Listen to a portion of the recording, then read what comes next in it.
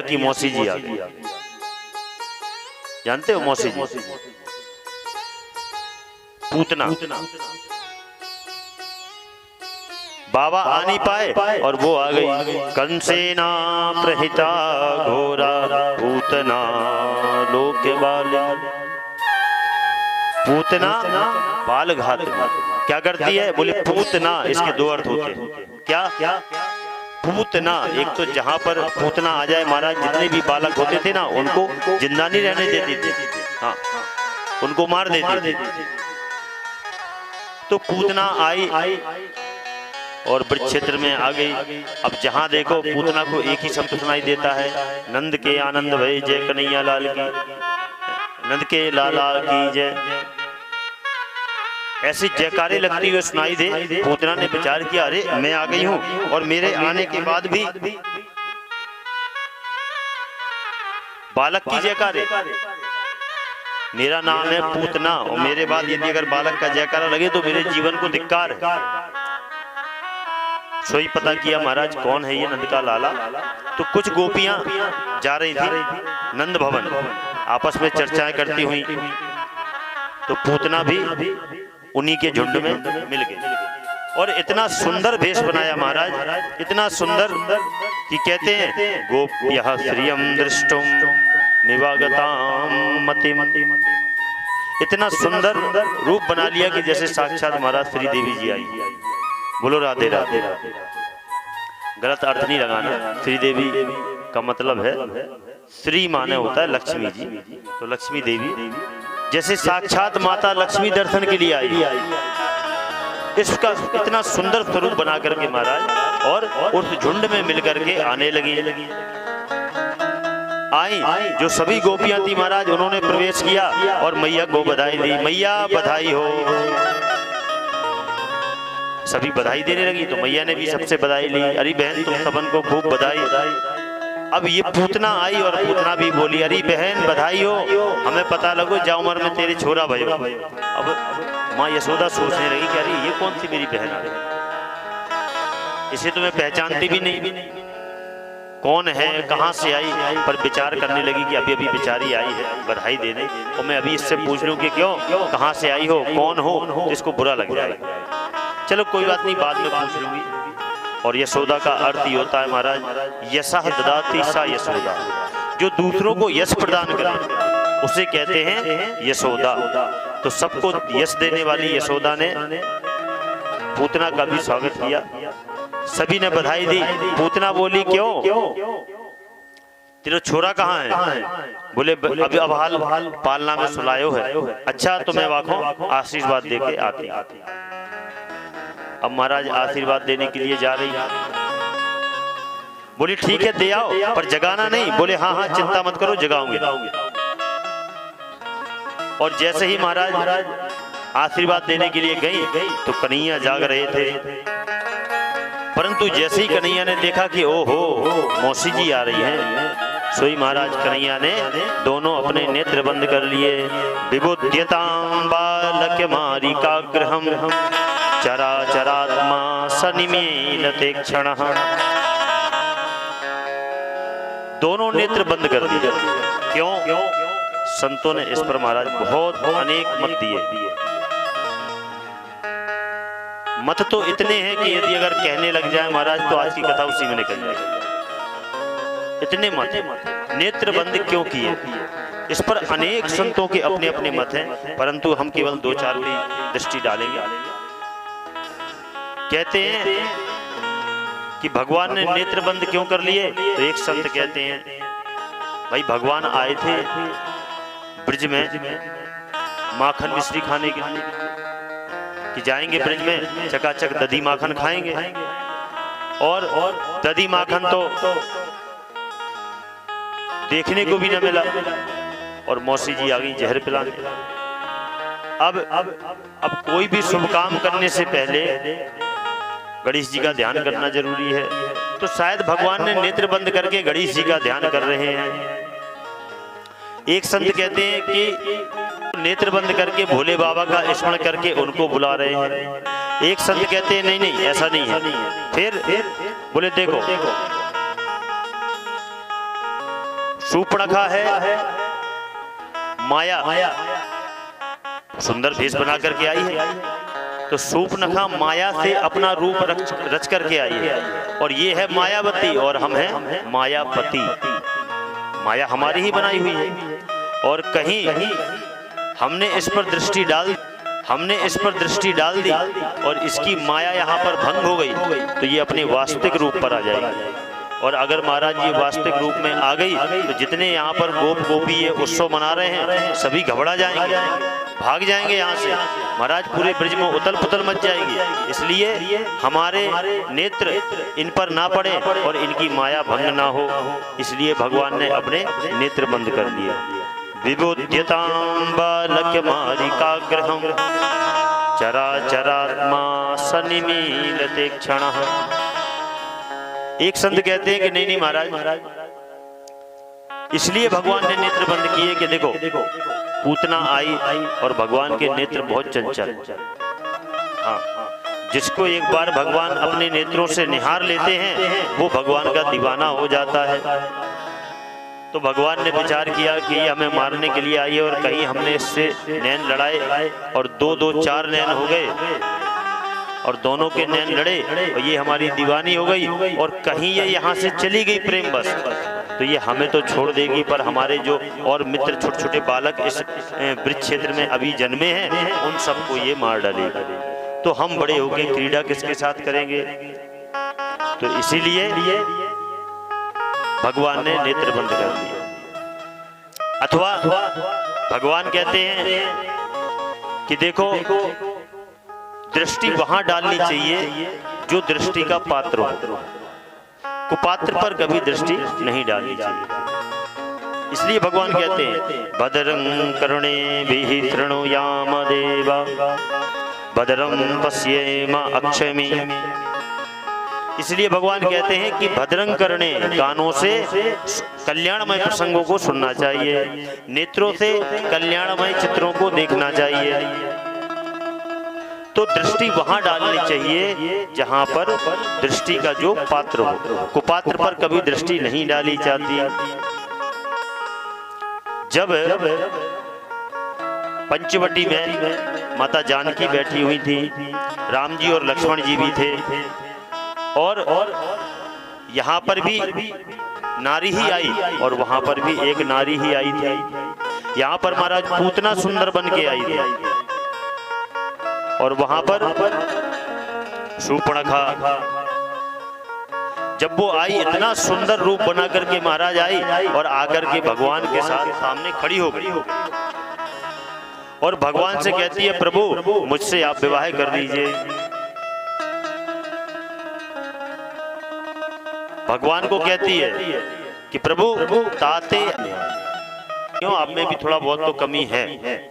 तो जरा भगवान को एक बार देखना चाहिए था ना कि भाई ऐसा कौन महापुरुष आ गया है, इतना सुंदर कौन है जो हम में ही कमी निकाल दी।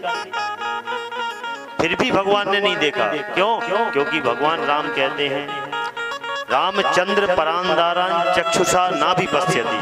राम जी कहते हैं कि जो देखने लायक है, जो दृष्टि का पात्र है, देखने के पात्र हैं, उन पर ही अपनी दृष्टि डालनी चाहिए, कुपात्र पर कभी भी दृष्टि नहीं डालनी चाहिए। तो जब राम जी को शूर्पणखा ने इस प्रकार कहा तो राम जी ने जवाब दे दिया, परंतु शूर्पणखा की तरफ देखा नहीं। कहाँ देखा? सीता चेतये कही प्रभु बाता, सीता चेतये कही प्रभु बाता, सीता चेतये कही प्रभु बाता, सीता चेतये कही प्रभु बाता। आहे कुमार मोरे लघु भ्राता, आए कुमार मोर लघु भ्राता, आहे कुमार मोरे लघु भ्राता, आए कुमार मोर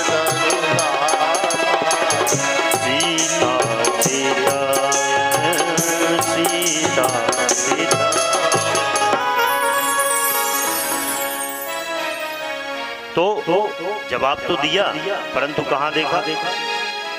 सीता चितय, माता जानकी की तरफ देख करके और आज सूर्पणखा को जवाब दे दिया कि भाई हम तो कंवारे नहीं। करने लगी क्या हुआ, उसको कुछ हो क्यों नहीं? हिलाकर देखा तो वो अभी भी दोनों नेत्र खोले हुए। पूतना ने विचार किया, लगता है इस वाले में कम जहरीला, अभी दूसरा पिला दिया। दूसरा स्तन महाराज जब पान कराने लगी, अब भगवान ने दुग्ध पान किया। दुग्ध पान करते करते करते करते महाराज रक्त का पान करने लगे, और रक्त का पान करते करते महाराज जब रक्त पान करने लगे तो थोड़ा दर्द हुआ। जब मर्म स्थलों में दर्द होने लगा तो पूतना घबरा गई। घबराने गाढ़ं कराभ्याम भगवान प्रपीड्यत प्राणै समम रोष समम मितो पिबत। क्रोध करके, जैसे कोई क्रोधी जब किसी को गुस्से में कोई पकड़ लेता है ना तो नाखून मार देता है, ऐसे ही क्रोध में महाराज आज कन्हैया उसके दुग्ध का पान कर रहे हैं। और पूतना को जब मर्म स्थलों में तकलीफ होने लगी तो महाराज पूतना घबराई, बोली, विचार करने लगी, अरे ये क्या, ये बालक मरता ही नहीं है महाराज। और जब देखा कि मेरे धीरे धीरे धीरे धीरे श्वास लेने में समस्या हो रही है, तकलीफ हो रही है, तब तो महाराज भागने लगी। अब मथुरा की ओर भाग रही थी। कन्हैया ने और तीव्रता से प्राणों का हरण करना शुरू किया। तब तो पूतना ने चिल्ला दिया, सामुंच मुंचालमिति प्रभाषणी, छोड़ दे बेटा, छोड़ दे, पूतना पूतना। भगवान कृष्ण बोले कि मौसी जी, अपने राम एक बार तो किसी को पकड़ते नहीं है, और अगर एक बार पकड़ ले तो फिर मां छोड़ते नहीं। और जो कन्हैया ने ये कहा तो पूतना घबरा गई, बोले हे भगवान, ये छोटा सा कन्हैया बोलता भी है। अब तो महाराज जैसे ही दौड़ने लगे, सोई कन्हैया ने उसके प्राणों का हरण कर लिया, और जैसे ही पूतना के प्राण निकले, सोई महाराज धड़ाम से गिर गई। गिरी, और गिरने के बाद महाराज सोई पूतना के प्राण पखेर हुए। एक संत कवित्त के द्वारा कहते हैं, तेरी यशोमती तेरी कोख में पड़े री छाल, जायो नहीं बाल यह जायो जग को जंजाल। कि माँ यशोदा, तेरे कोख में ना छाले पड़ जाए। क्यों? अरे तूने ये बालक नहीं जाया है, तूने तो ये जंजाल जा लिया। और बोले दूध का पिलायो मैंने नाग को खिलायो, हाय मैंने तो इसे बालक समझ के मारा दूध पिलाया है कि इसे बालक है, छोटा सा है, इसको दुग्ध पान करा देती हूँ, पर प्राण हूँ गवाए रही सब भूल गई चाल। आज तो मैं, मेरी चाल मुझ पर ही भारी पड़ गई। कहाँ मैं इसको मारने आई थी और कहाँ ये मेरे प्राणों को ही पिए जा रहा। तो ऐसे बालक को महाराज क्या कहे कि चूस लियो रक्त सब, तोड़ दई शक्ति सब, और खींचत ही जाए खाए मानो नस जाल है। कि दुग्ध पान कर लिया, मेरा रक्त भी पान कर लिया, और इसने मेरे प्राणों को ही पान करना प्रारंभ कर दिया। इसलिए कि माँ मिट्टी कन्हैया लाल, काल दूत है कराल। ये कालों का भी काल बना हुआ बैठा है, और इसने तेरे गर्भ से जन्म ले लिया, ऐसे काल ने, इसको हम क्या कहें? तो पूतना बिहारी, ये तो पूतना को काल है। और आज मैं इसका काल बन के आई थी कि चलो आज कन्हैया को मैं मार दूंगी, पर ये तो मेरा ही काल बन गया। तो आज महाराज पूतना को मारा। तो कहते हैं कि जब पूतना भागी तो विशाल शरीर उसने अपना बनाया, वास्तविक रूप में आई। और जैसे ही महाराज पूतना मर के गिरी तो 6 कोस के पेड़ जितने भी थे, वृक्ष थे, सब चकनाचूर हो गए। और अब जब पूतना मर गई, गिरी, बहुत तेज ध्वनि हुई। ध्वनि होने पर महाराज जो नंद बाबा के यहाँ उत्सव चल रहा था, मैया बोली ये राक्षसी मेरे घर में कहाँ से आ गई, और जाके पेट में मेरो लाला का कर रहे हो। से उसको पवित्र किया, गाय की पूंछ से झाड़ा लगाया। इसके पश्चात आए और आकर के विचार करने लगे। जब दुग्ध पान कराया तो थोड़ा शांति हुई कि चलो मेरा बेटा तो ठीक है, पर ये कैसे मर गई। तो एक ने अपना दिमाग लगाया, बोले मैया मेरे विचार से जब पूतना आई तेरे भवन में, अकेलो लाला को देख के महाराज जाने वाको उठायो और भाग भी लगी,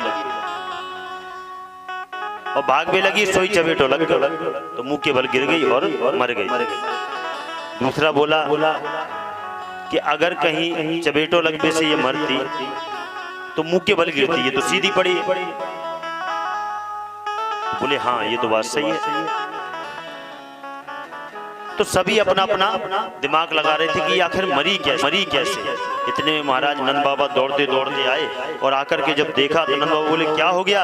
अरे बाबा तुम तो चले गए मथुरा कर देवे, और देखो ये राक्षसी आ गई, और आज तो लाला बाल बाल बच गए। अच्छा बोले हाँ। बोले भैया अब मोकू तो पक्को भरोसा है गयो। कहा बोले कि जो बसदेव है ना पक्को जोधसी बाने मथुरा में ही हमें बता दी कि तुम्हारे गोकुल में उत्पात है विवाद। और देखो महाराज जब तक मैं नहीं आई जब तक तो आफत आ गई। तब से मैंने ही नारायण को भजन कर वो प्रारंभ कर दियो कि नारायण मेरे छोरा की रक्षा कीजो। और देखो भगवान नारायण ने आके एक मुक्का मारो और यह पूतना मर गई। तब ग्वाल बालों को लगा कि हाँ हो सकता है भजन का प्रताप।